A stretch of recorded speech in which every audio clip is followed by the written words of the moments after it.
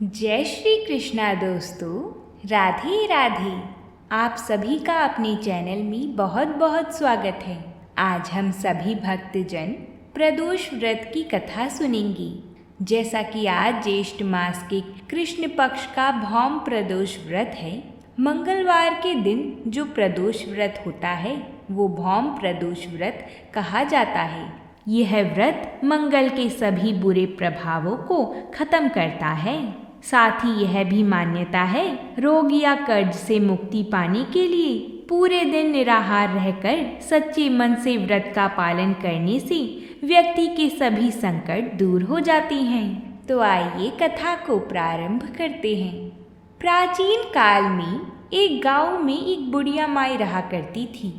वह मंगल देवता को अपना इष्ट देवता मानकर सदैव मंगल का व्रत रखती और मंगल देव का पूजन किया करती।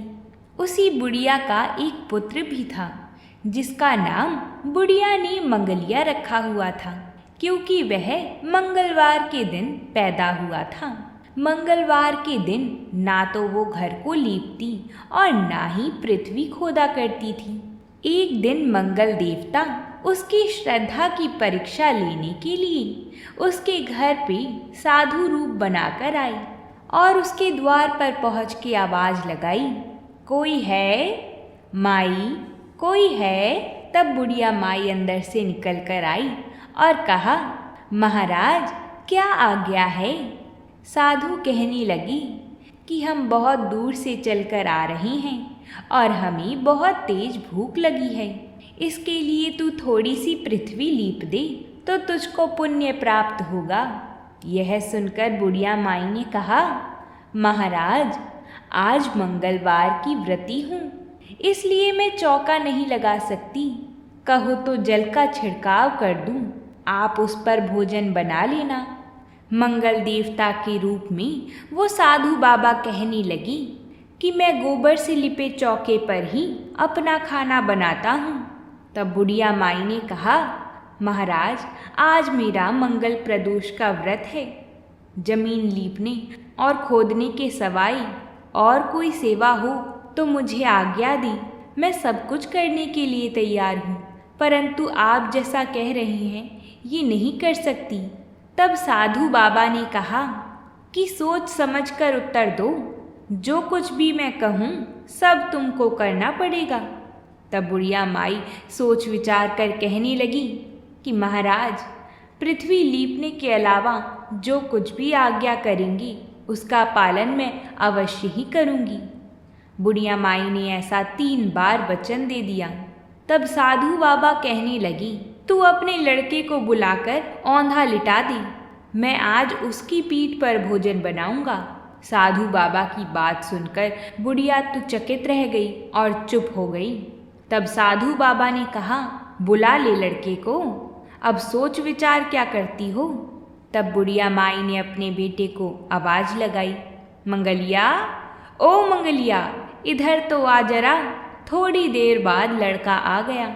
बुढ़िया माई ने कहा, जा बेटा, तुझको बाबा जी बुलाते हैं। लड़के ने बाबा जी से जाकर पूछा, महाराज मेरे लिए क्या आज्ञा है। बाबा जी ने कहा कि जाओ अपनी माता जी को बुला लाओ। माता आ गई तो साधु ने कहा कि तू ही इसको लिटा दे। बुढ़िया माई ने मंगल देवता का स्मरण करते हुए लड़के को औंधा लिटा दिया और उसकी पीठ पर अंगीठी रख दी। कहने लगी कि महाराज अब जो कुछ आपको करना हो कर लीजिए, मैं जाकर अपना काम करती हूँ। साधु बाबा ने लड़के के पीठ पर रखी हुई अंगीठी में आग जलाई और उस पर भोजन बनाया। जब भोजन बन गया तो साधु बाबा ने बुढ़िया से कहा कि अब अपने लड़के को बुलाओ, वह भी आकर भोग ले जाए। बुढ़िया माई कहने लगी कि कैसी बातें करते हो महाराज। आश्चर्य की बात यह है कि उसी की पीठ पर आपने आग लगाई और उसी को प्रसाद के लिए बुलाते हो। क्या यह संभव है कि अब भी आप उसको जीवित समझते हैं? आप कृपा करके उसका स्मरण भी मुझको ना कराइए और भोग लगाकर जहाँ जाना हो जाइए। तब साधु बाबा ने अत्यंत आग्रह करने पर बुढ़िया माई से कहा, एक बार आवाज़ लगाकर तो देख। तब बुढ़िया माई ने जोर से आवाज़ लगाई, मंगलिया, मंगलिया। तभी एक ओर से दौड़ता हुआ उसका बेटा मंगलिया आ गया। साधु बाबा ने लड़के को प्रसाद दिया और कहा, माई, तेरा व्रत सफल हो गया है। तेरे हृदय में दया है और अपने इष्ट देव में अटल श्रद्धा है। इसके कारण तुमको कभी कोई कष्ट नहीं पहुँचेगा। तब ब्राह्मणी और उसका पुत्र मंगल देवता के चरणों में गिर गए और उनका आशीर्वाद लेने लगे। मंगल देवता ने उनको अपना आशीष दिया और उनको अपने साक्षात दर्शन भी कराए। तो बोलिए, मंगल देवता की जय हो। अब हम भगवान शिव के सुरेश्वर अवतार की कथा सुनेंगे, तो आप सभी इस कथा को पूरा अवश्य ही सुनिएगा। एक बार की बात है, उपमन्यु एक मुनि के पुत्र थे। उन्होंने पूर्व जन्म में ही सिद्धि प्राप्त कर ली थी और वर्तमान जन्म में मुनि कुमार के रूप में प्रकट हुए थे।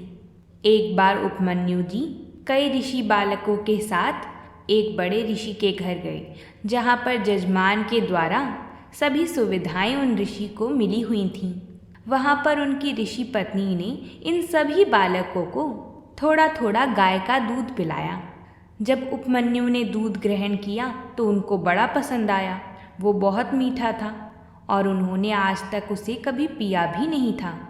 जब सभी बालक वहाँ से लौट आए तो उपमन्यु जी भागे भागे अपनी माँ के पास आए और आकर प्रेम से बोले, माँ, मुझे गाय का दूध पीना है। तब माता ने बोला कि गाय का दूध हम कहाँ से लाएंगे? गाय तो उसके पास होती है जो पंडित जजमान के यहाँ हवन वगैरह शुभ कार्य कराते हैं। पर उपमन्यु जी तो छोटे ही थे। वो अपनी बात पर अड़े रहे और कहते रहे, माता, मुझे दूध पीना है, मुझे दूध पीना है। जब वो नहीं माने तो उनकी माता ने जंगली चावलों को लेकर उसको पीस के उसका दूध निकालकर उपमन्यु जी को दे दिया। जैसे ही उपमन्यु जी ने उसे पिया तो उन्हें पता चल गया कि ये वो दूध नहीं है। उन्होंने अपनी माता से कहा, माता, ये वो दूध नहीं है, मुझे पता है, क्योंकि मैंने वो दूध पिया था, वो तो बहुत मीठा था। और ऐसा कहकर वो रोने लगे। उनकी माता ने कहा, बेटा, हमारे पास तो दूध नहीं है, क्योंकि हम तो तपस्वी हैं, जंगल में रहते हैं। जंगल के फल फूलों से ही हमारा गुजर बसर होता है। इस जगत में महादेव जी ही धन देने वाले हैं। आज से पहले हमने कभी भी धन की कामना से भगवान शिव की पूजा नहीं की है, इसलिए मैं तो तुम्हें दूध देने में सक्षम नहीं हूँ। बेटा, पूर्व जन्म में भगवान शिव और भगवान विष्णु के उद्देश्य से जो कुछ दिया जाता है वही वर्तमान जन्म में मिलता है, दूसरा कुछ नहीं। अगर तुम भक्ति पूर्वक भगवान शिव की आराधना करोगे तो वे तुम्हें निश्चय ही जो चाहोगी सब देंगे। अन्य देवताओं को छोड़कर मन, वाणी और क्रिया द्वारा भक्ति भाव के साथ पार्षद गण सहित उन्हीं सदाशिव का भजन करो। ओम नमः शिवाय, यह मंत्र साक्षात उन देवाधिदेव शिव का वाचक माना गया है। माता की यह बात सुनकर उपमन्यु जी ने भगवान शिव की आराधना करने का निश्चय किया। वह तपस्या करने के लिए हिमालय पर्वत पर गए और वहाँ वायु पीकर रहने लगे। उन्होंने 8 ईंटों का एक मंदिर बनाया और उसके भीतर मिट्टी के शिवलिंग की स्थापना करके उसमें माता पार्वती सहित शिव जी का आवाहन किया। तत्पश्चात जंगल के पत्र पुष्प आदि लेकर भक्ति भाव से पंचाक्षर मंत्र के उच्चारण पूर्वक भगवान सदाशिव की पूजा करने लगे। माता पार्वती और शिव जी का ध्यान करके उनकी पूजा करने के पश्चात वे जप किया करती थी।